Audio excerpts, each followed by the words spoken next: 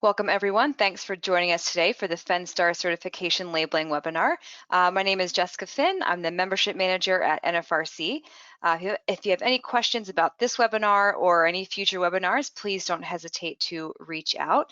Today's webinar will be recorded. We'll get that recording and any other resources mentioned throughout the presentation to everyone as soon as possible. If you have questions at any time during the webinar, please put them in the question box on the GoTo panel, and we will take all the time we need at the end of the presentation to answer all questions. I do want to thank all of our 2022 EWC sponsors. If you have any questions about our sponsorship opportunities, please reach out. I'd be happy to talk to you about that. And now I would like to hand it over to Dan Womer, who is the FenStar Program Coordinator, and he is going to be delivering our presentation today. Hi, everyone. Hope everyone's having a good day. Thank you for joining our FenStar Certification Labeling webinar. As Jess said, my name is Dan Womer. I feel like most of you guys are familiar with me. I coordinate the FenStar certification and verification testing alongside Melissa Graham and Karen Yetter. Karen Yetter is likely a new name for most of you guys. Karen joined our team recently, and she will be someone who you'll be working with in addition to Melissa and myself. Also on the call with us today is an EPA representative who will be around to answer questions at the end of the slideshow for anything that we may not be able to answer regarding labeling. So today I'll be walking us through FenStar and ENERGY STAR certification labeling basics. So let's hop in. What we are going to cover today is the required certification labels, the information that needs to be on those labels, non-conformities that we run into with labeling, corrective actions, and at the end we will have a question and answer. And like Jess said, if anybody has any questions during the slideshow, go ahead and just pop them in that question box and we'll get them at the end. So to start off, the first thing that is most important is that we cover the three labels. Those labels are NFRC temporary labels, permanent label, and an ENERGY STAR label. Each of these labels have their own purpose. The NFRC temporary label shows the thermal performance as well as solar heat gain, SHGC, and visible transmittance, as well as air leakage. So air leakage is an important one to touch on for this. It's not a required rating in the standard NFRC PCP program. However, for ENERGY STAR, it is required to be certified and labeled. And we'll circle back to that after we go through the permanent labels and touch on some IA labels. The permanent label, the primary usage for this label is really traceability. This is beneficial for manufacturers, staff, and consumers. NFRC fields daily questions from consumers who have questions about products that are either being installed into their home or have previously been installed in their home. They may have those temporary labels, but most of the time they don't. They could be old windows that they had in their home when they already moved in. Or that were already installed when they moved in. And the only thing that they have is this temporary or this permanent label. And we're able to take the information from that permanent label and give them a starting point at the very least of who to contact and go through those proper avenues. Also, again, I'm going to touch on air leakage a lot. If air leakage is not certified on the NFRC temporary label, an appropriate IA label must be used. And we'll get to them in just a few slides. Then last but not least, the ENERGY STAR labels. ENERGY STAR labels help in a few different ways. First and foremost, for you as the manufacturers, they're a great marketing tool. They also help consumers to have confidence in the products that they're buying. Consumers are able to look at those labels and at a quick glance know if those products are certified in the regions where they live. And it also demonstrates that a manufacturer who has applied that label is going above and beyond to ensure that their products are some of the best products on the market. So taking a look at NFRC temporary labels, these first two examples would be applicable to a window, skylight, or sliding door. you can see that these labels cover all of the minimum required information for a temporary label. That word is another word that I'm going to be hammering home during this. This is a very high level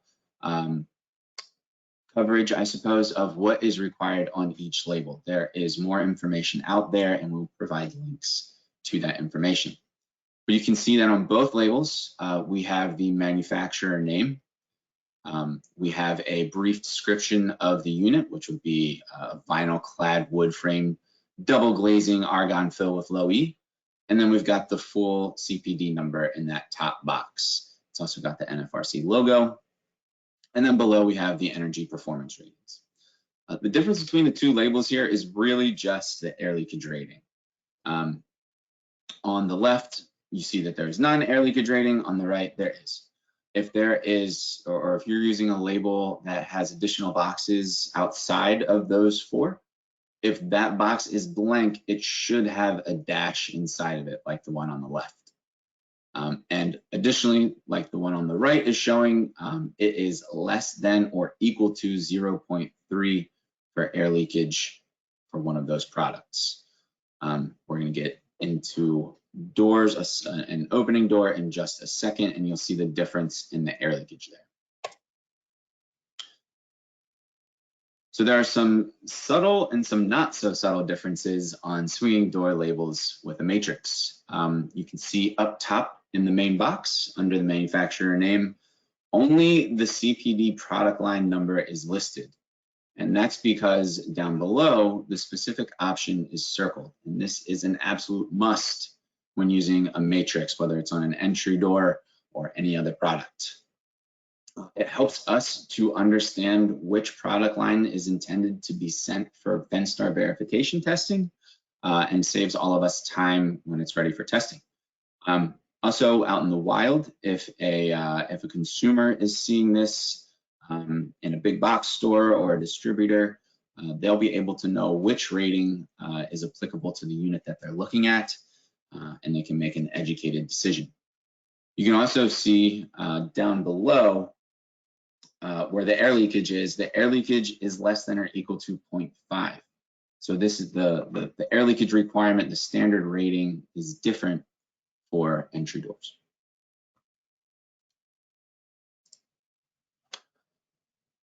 So in front of us here are examples of the NFRC permanent labels, and we'll move on to examples from an IA in just a slide or two. But here, the bare minimum you can see are the NFRC label. It says National Fenestration Rating Council in that top label. And then over to the right, we see information on the product. It's a 2013 double hung. It's a VSDH operator type. And we've got the manufacturer code.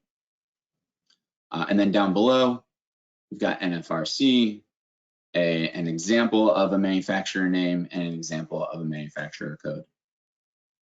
And just to touch on this, this is right out of the 700. Permanent labels. They can be in the form of a label, a tab, which is an extension, or a tab on an existing permanent certification label, or a series of markings or etchings on the product which remain visible after installation. And on those labels, the minimum required information shall be the NFRC identification in the form of NFRC, the NFRC word mark, or the NFRC logo. Similarly, the licensee's identification, such as the manufacturer name, trademark, logo, or NFRC code, and the product line information number or the manufacturer's code. Those things are all the required elements of the permanent labels, and you can see like the one at the bottom there, it's simple and sweet, but covers all of those requirements. So we have examples of IA permanent labels. Right here on the screen, we've got AMA and Keystone. On the next two, we've got an example of a NAMI and a WDMA. These four labels that you will see are examples of IA labels that have been approved by version 6 of ENERGY STAR. These IA labels are required to be applied if the air leakage is not shown on the NFRC temporary label. So if you don't have less than or equal to 0.30 or 0.50 accordingly, it needs to have the appropriate IA label. The main thing that these IA labels show is the NAF standard for air water structural testing. If one of these labels is present, then the air leakage does not need to be on the NFRC temporary label.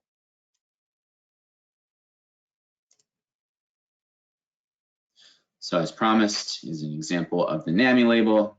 And then down below is the WDMA hallmark label, which I would like to touch on. That is typically not an a permanent label. It's most often tacked on to the bottom of an NFRC temporary label. If you work with WDMA and you are using this label to account for the air leakage, you still need to have some sort of permanent label which covers those required elements.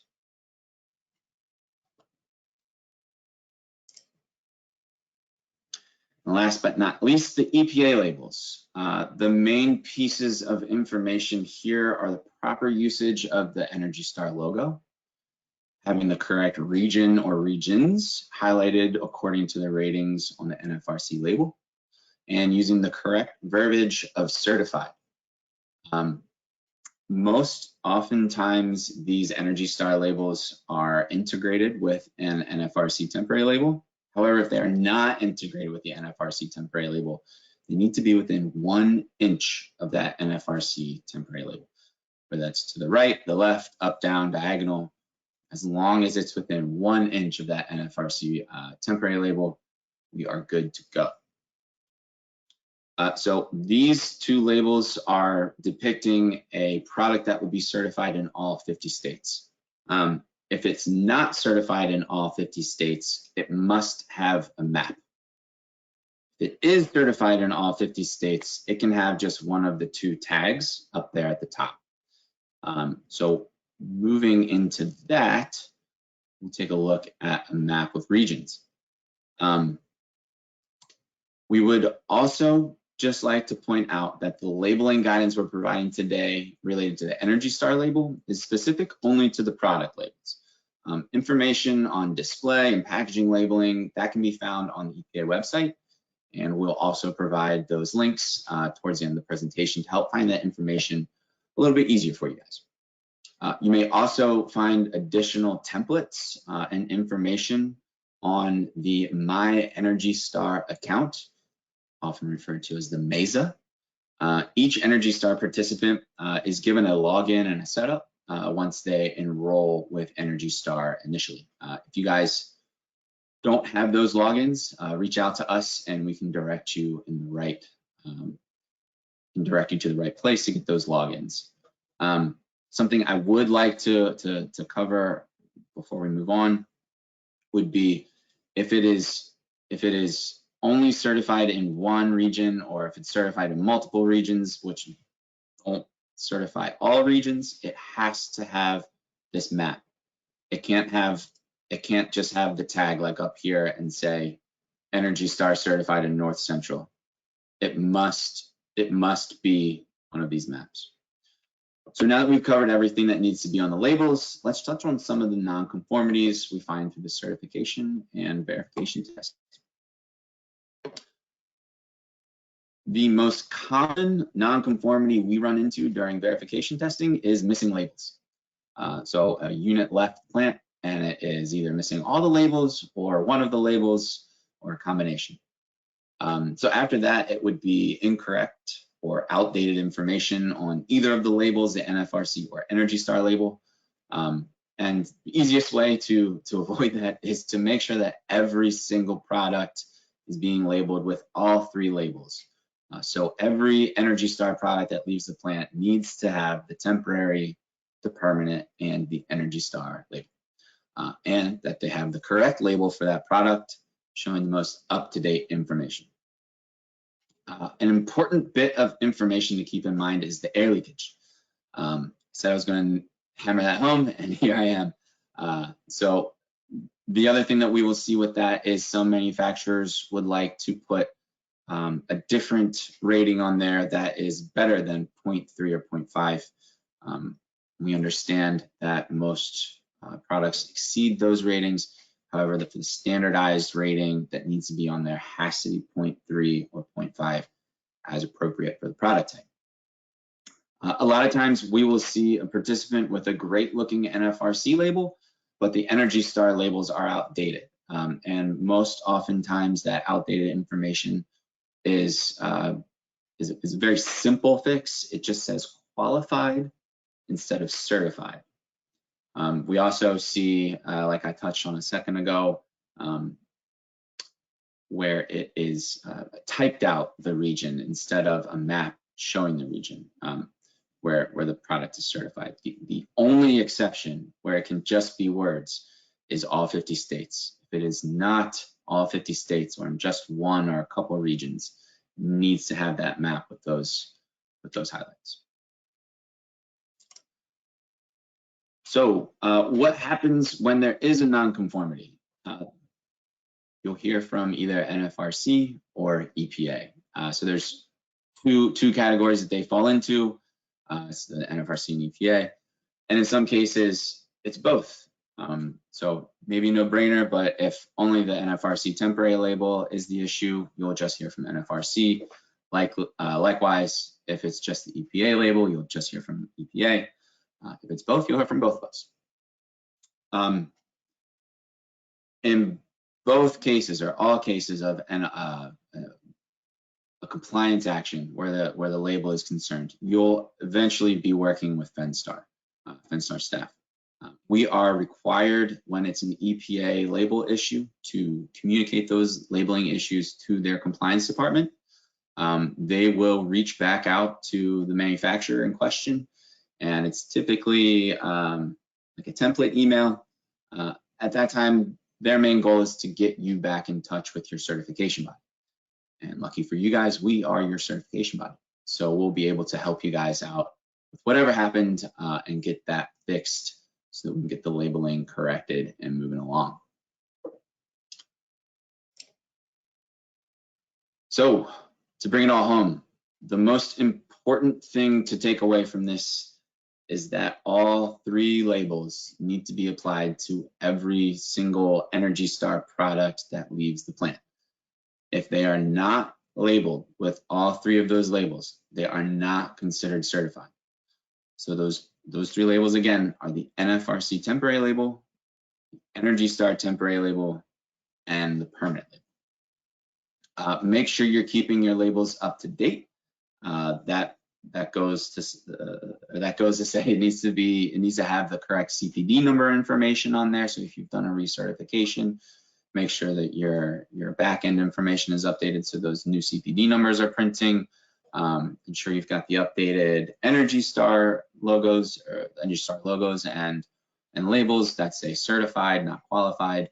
And then if you've got any questions, work with staff to help figure out what needs to be corrected. If you have questions about those labels, our first advice would be for NFRC labels, reach out to your IA. Those guys are experts in what needs to be on there, and likely they might even be printing them for you already.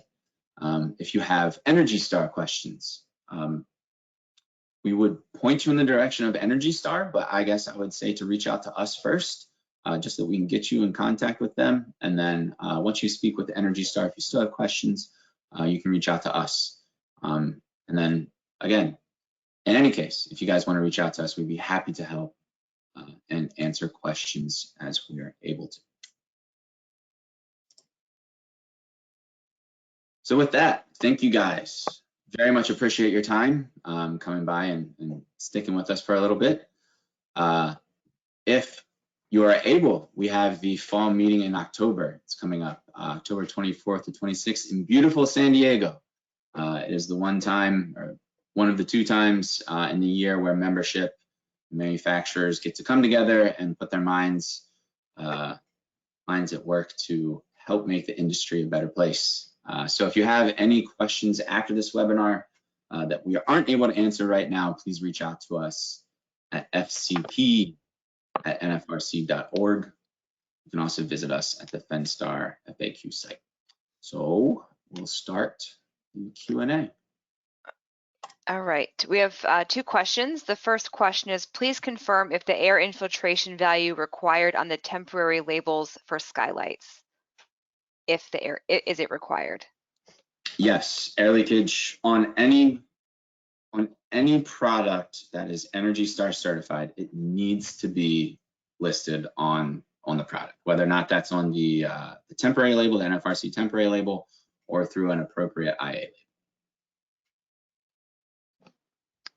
Okay, and the next question is, how can someone report an ENERGY STAR / FenStar labeling issue? There is I believe there's a new almost portal for those to be reported. It is anonymous as possible, but we can send that link out with all the other helpful links that we're going to send at the end of the webinar. I don't see any other questions, but we can stay for a minute or two if anyone has any other questions you'd like to put into the box.